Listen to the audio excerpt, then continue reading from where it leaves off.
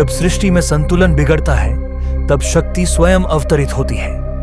भगवान शिव तपस्वी, निराकार और वैराग्य के प्रतीक हैं, पर सृष्टि की ऊर्जा को पूर्ण करने के लिए उन्हें शक्ति की आवश्यकता थी और वही शक्ति अवतरित हुई सती के रूप में। प्रजापति दक्ष जो ब्रह्मा के पुत्र थे, उन्होंने घोर तपस्या की और आदिशक्ति को प्रसन्न किया। शक्ति ने उन्हें एक कन्या के रूप में जन्म लेने का वरदान दिया। सती का जन्म हुआ तेजस्विनी, तपस्विनी और जन्म से ही शिव की भक्त।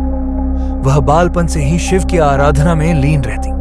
दक्ष क्रोधित होकर, क्यों मेरी पुत्री एक अघोरी, समाधि में लीन रहने वाले व्यभिचार त्यागी तपस्वी से विवाह की इच्छुक है? सती आस्था में, वो तपस्वी नहीं, वो सत्य है, वही मेरे आराध्य है, वही मेरे पति होंगे।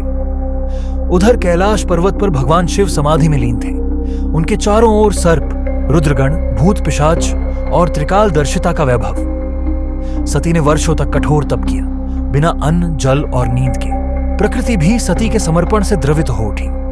आकाश से देवता बोले, ऐ शक्ति, शिव को तुम्हारा समर्पण स्वीकार है। शिव समाधि से बाहर आए और स्वयं दक्ष के महल पहुंचे।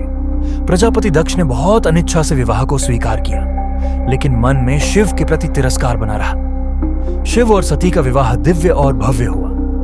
देवता, गंधर्व, अप्सराएं सभी उपस्थित थे। नारद मुनि ने कहा, आज ब्रह्मांड की ऊर्जा संपूर्ण हो गई जब शिव और शक्ति एक हुए। कुछ समय पश्चात प्रजापति दक्ष ने एक भव्य महायज्ञ का आयोजन किया। उन्होंने सभी देवताओं, ऋषियों और महापुरुषों को आमंत्रित किया, पर भगवान शिव और सती को आमंत्रण नहीं भेजा। सती ने यह सुना और क्रोधित होकर कहा, मैं पिता का घर हूं, मुझे निमंत्रण की आवश्यकता नहीं। शिव ने सती को रोका। सती, जहां अपमान हो वहां जाना आत्मसम्मान का अपमान होता है। पर सती नहीं मानी और अकेले यज्ञ स्थल पहुंची। सती ने देखा कि यज्ञ में उनके प्रिय शिव का उपहास हो रहा है। उनका स्थान नहीं रखा गया और उनके प्रति घोर अपमान किया जा रहा है। दक्ष घमंड में, शिव योग्य नहीं है सभा के, वह भस्मधारी, श्मशानवासी, अपवित्र है। सती क्रोध और अपमान से कांप उठी।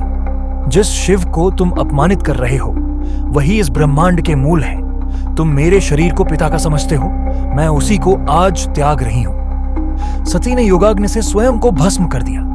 पूरी यज्ञशाला हिल उठी, देवता स्तब्ध, पृथ्वी कांप उठी। जैसे ही यह समाचार कैलाश पहुंचा, महादेव ने क्रोध से त्रिलोक हिला दिया। उनकी जटा से प्रकट हुए वीरभद्र, एक भयंकर युद्ध योद्धा। वीरभद्र ने नंदी, भूत गणों के साथ यज्ञ स्थल पर आक्रमण कर दिया। यज्ञ को नष्ट कर दिया गया। देवता भाग खड़े हुए और दक्ष का सिर काट दिया गया। बाद में शिव के आदेश से दक्ष को जीवन दिया गया, लेकिन बकरे का सिर लगाकर। सती की मृत्यु से शिव शून्य हो गए। वह सती के जले हुए शरीर को कंधे पर उठाकर त्रिलोक में घूमने लगे। उनकी करुणा और विरह से ब्रह्मांड में संतुलन बिगड़ गया। तब भगवान विष्णु ने सुदर्शन चक्र से सती के शरीर को खंड खंड किया। जहां जहां शरीर के अंग गिरे वहां वहां शक्ति पीठन की स्थापना हुई।